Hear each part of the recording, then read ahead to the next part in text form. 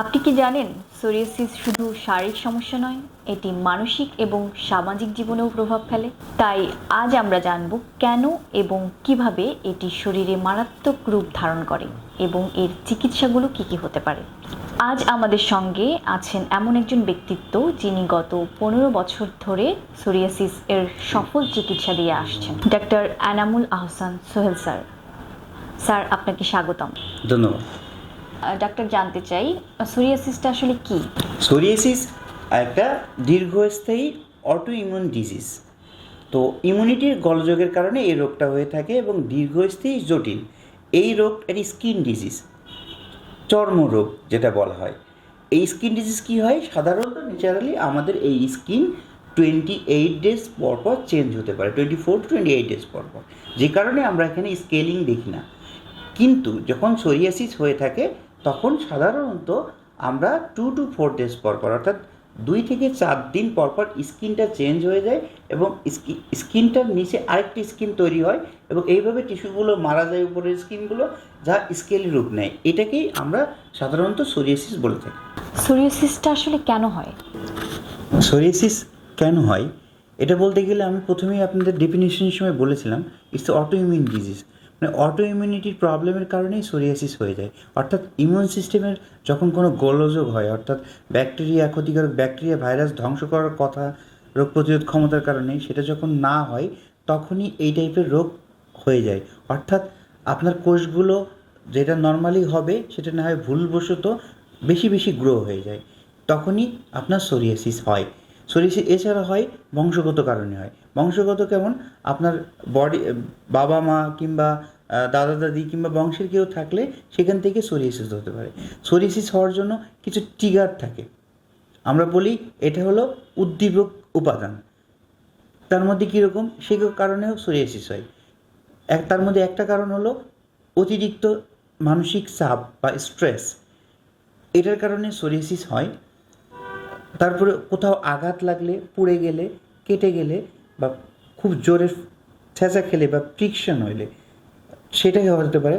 আবহাওয়ার পরিবর্তন, অর্থাৎ খুব ঠান্ডা, খুব গরম, বেশিরভাগ সময় বেশিরভাগ কারণেই ঠান্ডার কারণেই আমাদের সোরিয়াসিস হয়ে থাকে। এছাড়া সংক্রামক বিভিন্ন রকম ব্যাকটেরিয়া, ভাইরাস, এইসব রোগের কারণেও, ভাইরাসের অ্যাটাকের কারণে হতে পারে। এছাড়া কিছু ওষুধের পার্শ্ব প্রতিক্রিয়ার কারণে হতে পারে। কিছু ওষুধ পার্শ্ব প্রতিক্রিয়া বলতে আমরা কি বুঝাই, অনেক ওষুধ আছে যে ওষুধগুলো খেলে আমাদের সোরিয়াসিস আরও বাড়তে থাকে। তার মধ্যে আছে যে স্টেরয়েড শুরু করছিল, স্টেরয়েড খেয়ে তাকে দমিয়ে রাখছিল সোরিয়াসিসকে, হঠাৎ করে স্টেরয়েডটাকে বন্ধ করে দিলে সেই সোরিয়াসিসটা আরও বেশি ট্রিগার করে। এছাড়া থাকে ধূমপান বা মদ পান বা কোনো ড্রাগ করলে সেখান থেকে হতে পারে। এছাড়া অতিরিক্ত মোটা হয়ে গেলে বা অস্বাস্থ্যকর খাবার খেলে এবং পারিপার্শ্বিক পরিবেশের কারণে আমাদের হয়ে থাকে সোরিয়াসিস। এইগুলো কারণে মোটামুটি আমাদের সোরিয়াসিস। সোরিয়াসিস কি তাহলে ছোঁয়াচে কোনো রোগ? অবশ্যই সোয়াসের না। আমি আপনাকে আবার মনে করেছি সোরিয়াসিস অবশ্যই সোয়াসে না। এটা অনেক ভয়ঙ্কর আকার রূপ ধারণ করে, যখন স্ক্রিনে দেখে আমরা অনেকে ভয় পাই, তার কাছে যেতে চাই। এটা আমি ডক্টর এনামুল হাসান সোহেল আপনাকে বলছি, এটা কোনো ধরনের সোয়াসে না। আচ্ছা ডাক্তার, সোরিয়াসিসের সাধারণ যে লক্ষণগুলো আছে সেগুলো কি কি? সাধারণত আমরা কোন লক্ষণগুলো দেখলে বুঝতে পারবো যে আসলে আমাদের সোরিয়াসিস আছে? তারপরে স্কেলিং, অর্থাৎ আপনার সিলভারি স্কেলিং। তো সিলভার টাইপের, অর্থাৎ সাদা সাদা আঁশযুক্ত বা সোনালি আঁশযুক্ত স্কেলিং হয়, চামড়া উঠে যায়, চুলকানি থাকে, প্রচুর চুলকানি থাকে, নখে হলুদ হয়ে যায়, নখের অংশ হলুদ হয়ে যায়, নখ মোটা হয়ে যায় এবং মাঝে মাঝে নখ উঠে যেতে পারে। মাথায় প্রচুর পরিমাণে খুশকি টাইপের মনে হয়, কিন্তু এটা স্কাল্প সোরিয়াসিসের কারণে সালটা টাইপের হয়, মানে মোটা মোটা মোটা হতে থাকে, এই টাইপের সিমটমগুলি। এবং প্রচুর পরিমাণে চুলকানি থাকে, বডিতে প্রচুর চুলকানি থাকে। বংশগত কারণ ছাড়া আর কি কি কারণ থাকতে পারে সোরিয়াসিসের এই রোগের ক্ষেত্রে? মানসিক স্ট্রেস, তাছাড়া ত্বকে আঘাত লাগার কারণে হতে পারে, ব্যাকটেরিয়া সংক্রামক কারণে হতে পারে। ব্যাকটেরিয়া সংক্রামক বলতে স্টেফোকোকাল যে ভাইরাস ব্যাকটেরিয়া যেটা আমাদের টনসিলে অ্যাটাক করে, সেখান থেকে আমাদের সোরিয়াসিস হতে পারে। এছাড়া কিছু নির্দিষ্ট ওষুধের পার্শ্ব প্রতিক্রিয়ার কারণে সোরিয়াসিস হতে পারে, শরীরে আঘাত লাগার কারণে সোরিয়াসিস হতে পারে, অস্বাস্থ্যকর জীবনযাপন এবং কোনো নেশা কিংবা অতিরিক্ত স্থূল হয়ে গেলে আমাদের সোরিয়াসিস আসতে পারে। আরেকটা বিষয় জানতে চাইবো, মানসিক স্ট্রেস কি সোরিয়াসিস এই রোগটাকে বৃদ্ধি করতে সহায়তা করে? বলেই থাকি 60-70% মানসিক স্ট্রেসের কারণেই আমাদের সোরিয়াসিসটা ডেভেলপ করে। কেন ডেভেলপ করে? রোগ প্রতিরোধ ক্ষমতা কমিয়ে দেয়। কীভাবে কমিয়ে দেয়? কারণ আমাদের ওই সময় কিছু স্ট্রেস হরমোন নিঃসরণ হয়, সাথে কর্টিসল নামে একটা হরমোন নিঃসরণ হয়, যে হরমোনটা আমাদেরকে রোগ প্রতিরোধ ক্ষমতার ইমব্যালেন্স করে দেয়, অর্থাৎ রোগ প্রতিরোধ ক্ষমতা ঠিকমতো করতে পারে না। সো এই জন্য তখন সোরিয়াসিসটা বেড়ে থাকে। এছাড়া যেহেতু স্ট্রেসে থাকে, তখন বেশি স্ট্রেসে থাকার কারণে আমাদের অটোমেটিক্যালি অ্যাবনর্মালিটিস এবং শরীরের যে জায়গাগুলো সোরিয়াসিস আছে সেখানে চুলকানি আসে। আর আমরা জানি বেশি চুলকানি হলেই সেখান থেকেই সোরিয়াসিসটা আরও বাড়তে থাকে। এছাড়া আমরা এই যে স্ট্রেস বা মানসিক চাপের কারণে আমাদের অনিদ্রা বা ক্লান্তি আসে। যখনই অনিদ্রা বা ক্লান্তি থাকে তখন আমাদের বডি হিলিং করার সুযোগ পায় না। এই জন্য আমাদের ধরেই নিই যে স্ট্রেসের কারণেই আমাদের সোরিয়াসিসটা বেশি বাড়ে। সোরিয়াসিস যদি মানসিক স্ট্রেসের কারণে হয়ে থাকে, তাহলে এক্ষেত্রে আমরা এটা থেকে কিভাবে পরিত্রাণ পেতে পারি? এই জীবন থেকে আমরা স্ট্রেস বাঁচতে পারবো না, স্ট্রেসকে মেনটেন করা শিখবো। মেনটেন করতে গেলে আমরা কি করতে পারি? আমরা সোরিয়াসিসের কয়েকটা নিয়ম শেখাই দিই। তার মধ্যে একটা মেইন নিয়ম থাকে যে স্ট্রেস থেকে মেনটেন করা। অর্থাৎ কীভাবে? আপনি প্রতিদিন সকালে উঠে একটু এক্সারসাইজ করবেন, হালকা করে এক্সারসাইজ বা হাঁটতে যাবেন। এরপরে এসে আপনি ব্রিদিং এক্সারসাইজ করতে পারেন। জোরে করে ব্রেথ নেবেন নাক দিয়ে, নিয়ে এটাকে কিছুক্ষণ আটকে হোল্ড করে আবার মুখ দিয়ে ছাড়বেন। ছাড়াটা যেন 7 থেকে 10 সেকেন্ড ধরে হয়। এছাড়া আপনি পর্যাপ্ত পরিমাণে 6 থেকে 8 ঘন্টা ঘুমাবেন। এছাড়া আপনি এই স্ট্রেসকে রিলিভ করার জন্য আপনার আপন বা প্রিয়জনদের সাথে বেশি বেশি কথা বলবেন। এই কয়েকটা কাজ করলে আপনি কিছুটা হলেও মানসিক প্রেশার থেকে দূরে থাকবেন। আপনি সোরিয়াসিসের যে চিকিৎসা আছে সেটা কোন উপায়ে করে থাকেন? এটা কি মেডিকেশন নাকি থেরাপি? এটা psoriasis depends on stress management শেখায়। দেন আমরা ট্রিটমেন্ট করি হোমিওপ্যাথিক মেডিসিনের মাধ্যমে, এবং আমাদের মাঝে মাঝে দরকার হলে আমরা ডার্মা হিল নামে একটা থেরাপি দিয়ে থাকি।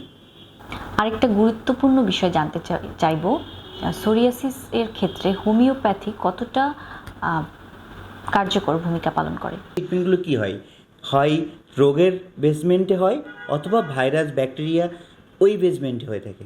কিন্তু আমাদের হোমিওপ্যাথি কখনোই কোনো ট্রিটমেন্ট ডিজিজ বেসমেন্ট বা ভাইরাস বেসমেন্ট ব্যাকটেরিয়ার উপর ডিপেন্ডস করে হয় না। এটা সিমটোমেটিক, টোটালিটি অফ সিমটোমের উপরে হয়ে থাকে, অর্থাৎ এটা ইমিউনিটির উপর কাজ করে। আর সোরিয়াসিসটা কি?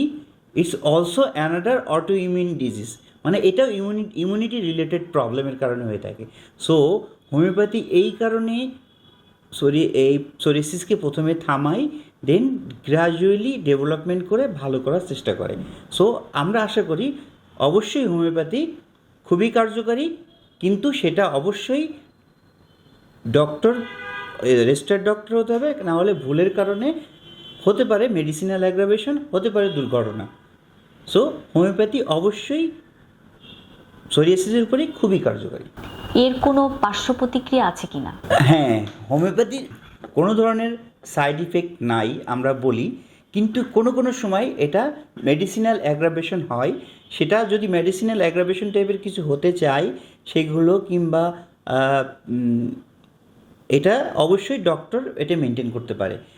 কিন্তু আমরা যেটা বলি সাইড ইফেক্ট বলতে, একটা মেডিসিন খাইলে অন্য কোনো অর্গানে আবার এফেক্ট করে, ওরকম কোনো ধরনের সাইড ইফেক্ট হোমিওপ্যাথিতে নাই। থেরাপি অ্যান্ড মেডিকেশন এই দুটো কি একসাথে শুরু করা যাবে? এটা একটা ভালো কোশ্চেন করছেন। থেরাপি এবং মেডিকেশন একসাথে শুরু করা যায় কিনা, এটার অ্যান্সার হলো যে এটা আপনার পরিস্থিতির উপর ডিপেন্ড করবে।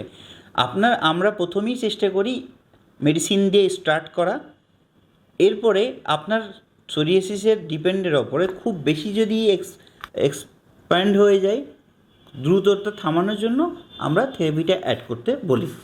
সো থেরাপি এবং মেডিকেশন একসাথে স্টার্ট করা যায় এবং সেটা মেনটেন করা যায়।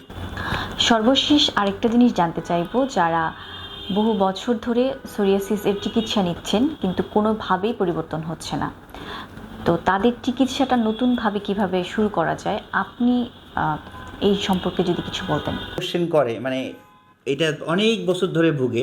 সোরিয়াসিস যখনই আসে তখনই আমাদের কাছে কোনো কোনো রোগী 20 বছর ভুগে আসে, 2 বছর 3 বছর 5 বছর সকল ট্রিটমেন্ট করে আমাদের কাছে আসে, এসে বলে যে আমি এটা 1 মাসের মধ্যে ভালো করতে পারবো কিনা। এই কোশ্চেনটা আমরা খুব বেশি সম্মুখীন হই। তো এই টাইপের রুগীদের ক্ষেত্রে বলছি, যারা দীর্ঘদিন ভোগে তাদের মন থেকে স্থির করে আমাদের এখানে ট্রিটমেন্ট করে যদি করা হয়, হোমিওপ্যাথি নিয়ে ট্রিটমেন্ট করা হয়, তাহলে তারা আগে দেখতে হবে তাদের ইমিউনিটি ঠিক মেনটেন করে কতটা রোগটা থামানো যায়, তারপরে কতদিনে ভালো হয়। ভালোটা আমরা ফিক্সড বলা যায় না, কিন্তু আমরা যখন থামিয়ে দিতে পারি তখন আমরা খুব আশাবাদী হই।